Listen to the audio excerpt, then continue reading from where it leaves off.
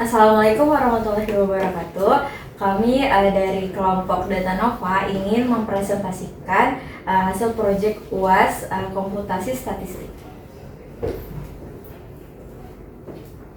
Yang pertama ada import dan agregasi data. Pertama kita membaca datasetnya yaitu VG Cells CSV menggunakan fungsi read CSV, lalu menyimpannya ke dalam variabel myUAS. Lalu data ini kemudian kami agregasi menggunakan fungsi aggregate untuk menghitung total penjualan berdasarkan tahun. Agar data tersusun secara kronologis, mengurutkannya dengan order berdasarkan kolom year. Selanjutnya ada konversi ke time series.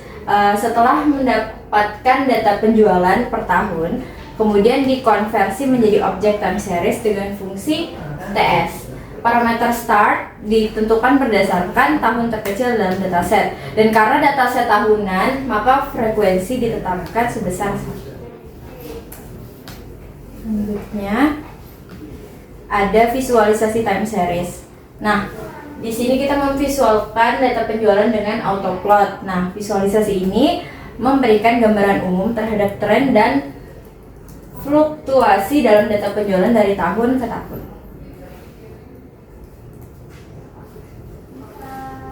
Jadi di sini ada grafik total global sales per tahun, dimulai dari tahun 1980 sampai tahun selanjutnya. Di sini bisa dilihat kalau ada tren naik turunnya. Selanjutnya ada single moving average atau SMA. Di sini untuk melihat tren umum dalam data, kami menghitung single moving average dengan jendela 3 tahun. Perulangan for digunakan untuk menghitung rata-rata dari 3 tahun sebelumnya dan menyimpannya ke dalam array MA dengan kode ini. Selanjutnya. Nah, di sini ada grafik dari single moving average-nya. Jadi garis merah ini adalah SMA-nya dan yang garis hitam ini adalah data aslinya. Nah, kenapa yang SMA-nya dia nggak dari 1980? Karena kita hitung dari 3 tahun sebelumnya. Ada double moving average. Nah, double moving average itu dihitung dengan 2 tahap perataan. Pertama, menghitung SMA, lalu hasilnya diproses ulang dengan perataan kedua. Nah, ini dilakukan untuk memperhalus fluktuasi jangka pendek dan menyoroti tren jangka panjang secara lebih efektif. Nah, dari hasil grafik DMA ini adalah perataan 2 kali dari grafik SMA yang tadi. Baik, saya di sini ada Dora Kifa. Saya akan menunjukkan penjelasan dari kelompok kami. Di sini ada exponential smoothing dengan SES atau Brown dan juga Holt. Di sini menggunakan metode perataan eksponensial untuk peramalan jangka pendek. Fungsi SES digunakan untuk data tanpa tren, sedangkan Holt digunakan untuk data dengan tren. Parameter H sama dengan 5 menunjukkan bahwa telah dilakukan prediksi selama 5 tahun ke depan. Di sini kami menggunakan sales TS dan juga prediksi untuk 5 tahun ke depan. Nah, di sini ada grafik untuk Brown, di mana di sini menunjukkan hasil prediksi 5 tahun ke depan yang tentunya menggunakan rumus-rumus perhitungan Brown dari RStudio. Selanjutnya di sini ada exponential smoothing untuk Holt, di mana grafiknya cukup berbeda untuk 5 tahun ke depannya karena dikarenakan Holt tidak hanya menghitung jumlah tapi juga menghitung pola tren naik turunnya. Kemudian ada uji stasioner atau ADF test. Karena ARIMA mencatatkan data stasioner, kami menggunakan uji augmented decay fuller atau ADF test untuk menguji kestasioneran. Hasil uji menunjukkan bahwa data belum stasioner jika p-value lebih besar dari 0,05.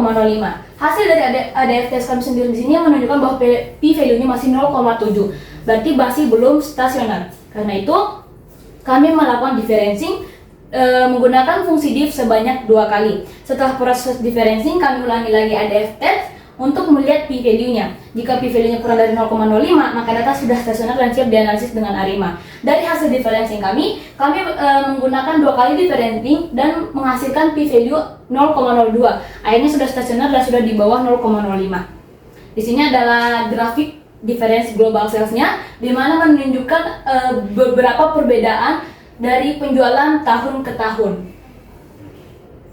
Kemudian ada identifikasi ordo ARIMA. Kami menggunakan grafik ACF dan PACF untuk menentukan parameter P dan Q pada model ARIMA. ACF digunakan untuk mengidentifikasi nilai Q atau moving average, sedangkan PACF digunakan untuk menentukan nilai P atau auto aggressive. Di sini ada rumusnya, ACF global sales dan juga PACF global sales. Ini adalah grafiknya yang menunjukkan perbedaan antara PACF dan juga ACF. Kemudian di sini ada pembuatan model ARIMA dan peramalan dengan ARIMA. Model ARIMA dibentuk dengan parameter 1, 2, 1 sesuai hasil identifikasi dari ACF dan PACF serta diferensi yang sudah kami lakukan.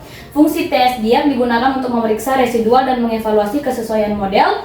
Setelah model dibentuk, kami melakukan prediksi selama 5 tahun ke depan menggunakan fungsi forecast. Kemudian hasilnya bisa divisualisasikan dengan fungsi autoplot.